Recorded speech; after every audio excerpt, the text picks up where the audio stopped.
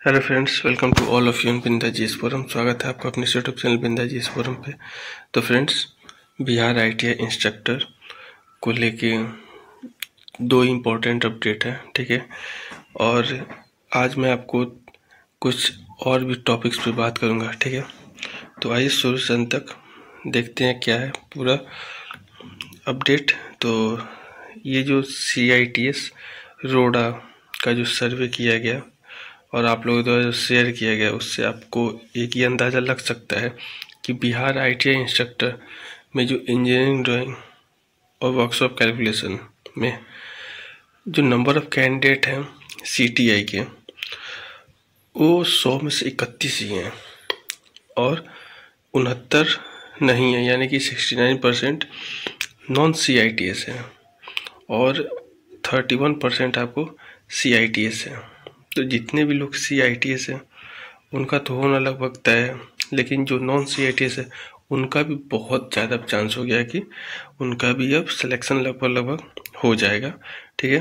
अगर वो CBT में थोड़ा कट ऑफ से 5 नंबर या 3-4 नंबर भी ज़्यादा मार्क्स लेके आ रहे हैं तो रियलिटी में जो स्कोर कार्ड जारी होने के बाद जो मार्क्स होगा, ठीक है, इससे एक चीज़ स्पष्ट होता है कि नॉन CTI वाले का होने का चांस बहुत ही ज़्यादा हो गया है, क्योंकि CBT में जितने भी CTI कैंडिडेट्स हैं उनकी संख्या कंपेयर किया जाए तो नॉन CTI से कम ही है।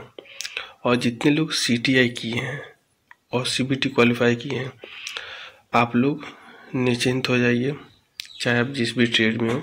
थोड़ा सा इलेक्ट्रिकल और मैकेनिकल में कुछ जो इलेक्ट्रीशियन, फिटर, ये सारे ब्रांच है, वहाँ पे थोड़ा आपको मार्क्स देखने को मिल सकता है, लेकिन और जितने भी ट्रेड है वहाँ पे आपको मार्क्स उतना देखने को नहीं मिलेगा और नॉन CTI वालों का भी चांस बहुत ही ज़्यादा हो जा रहा है। इलेक्ट्रॉनिक्स मैकेनिक की बात करें तो जितने भी ITI के कैंडिडेट हैं और डिग्री डिप्लोमा यानी BTech वाले कैंडिडेट हैं, उनका भी यहाँ होने का चांस बहुत ही ज़्यादा है, ठीक है। तो ये तो आपका रोडा को लेके होगा, जो रोडा स्पेशली इंजीनियरिंग ड्राइंग और वर्कशॉप कैलकुलेशन में काम आता है, ठीक है। और स्पेशली CTI इसी ट्रेड में कराया जाता है, ठीक है। नेक्स्ट अब देख लेते हैं कि ये जो बहाली अगर कंप्लीट हो जा रहा है तो इसके बाद और कितने पदों पे आने की संभावना है, ठीक है।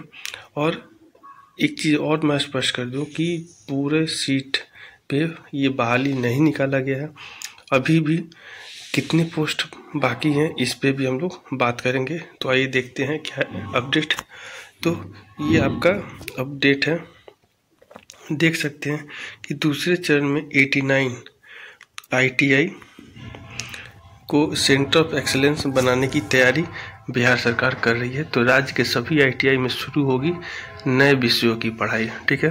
तो अगर नए विषय की पढ़ाई होगी तो नए इंस्ट्रक्टर आएंगे। तो यहाँ पे एक चीज़ जान लीजिए, तो यहाँ पे जितने भी computer science, electronics and communication, instrumentation, electrical और जो लेटेस्ट मैकेनिकल में जो ब्रांचेज हैं उनकी कैंडिडेट की संख्या यहाँ पे देखने को ज़्यादा मिलेंगे और उनकी अपॉर्चुनिटी ज़्यादा है।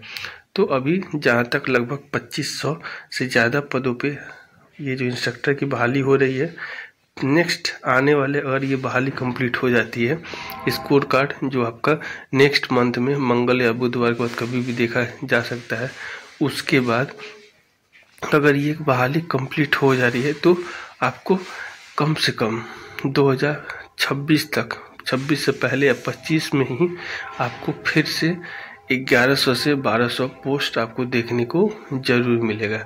इसलिए मैं ऐसा कह रहा हूँ क्योंकि जितने भी पिछले 13 से 14 साल में कोई वैकेंसी नहीं है रेगुलर, और जितने जो इंस्ट्रक्टर हैं वो अब लगभग उनका एज लगभग 54-55 साल हो गया है और कुछ लोग 50 क्रॉस कर गए हैं, ठीक है।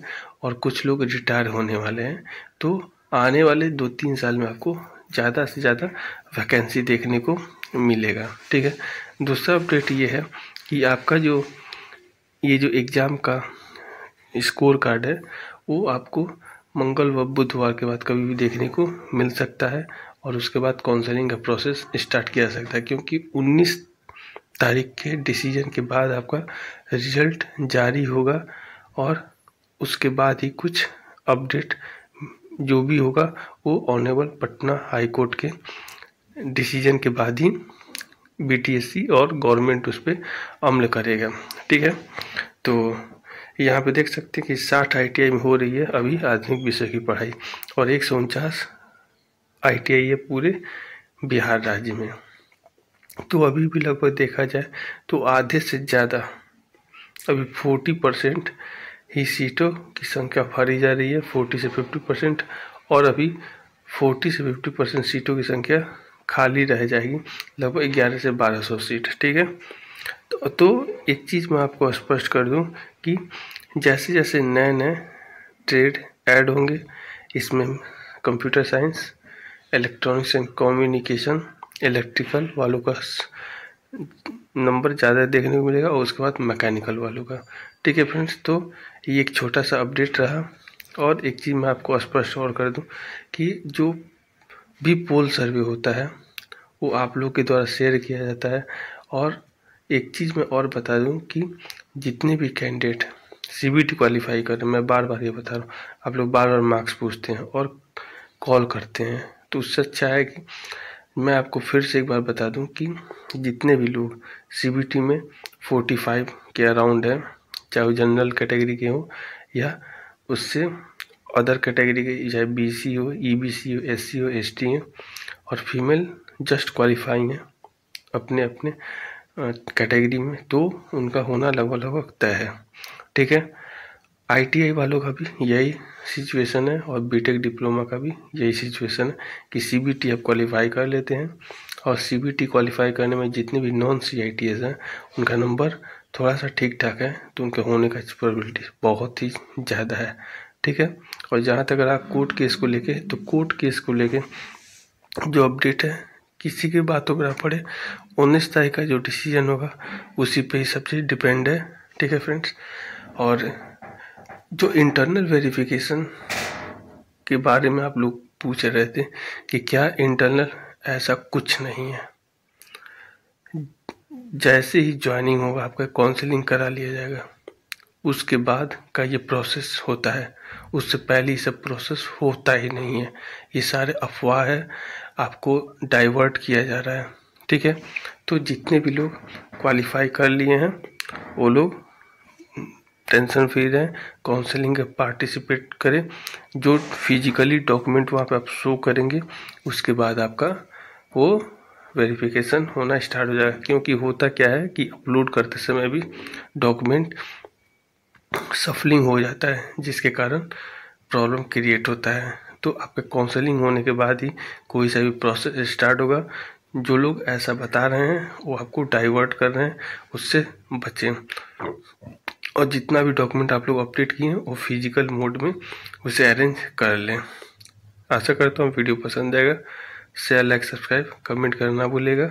और डेली आप लोगों के लिए जितने भी रेलवे कैंडिडेट हैं और वनडे कैंडिडेट हैं सबके लिए करंट अफेयर और साइंस का बैच स्टार्ट हो गया है। और आपको बिंदा जीएस फोरम पे जो भी प्रीवियस ईयर क्वेश्चन है सिलेक्टेड कैंडिडेट के द्वारा ये कराया जाए।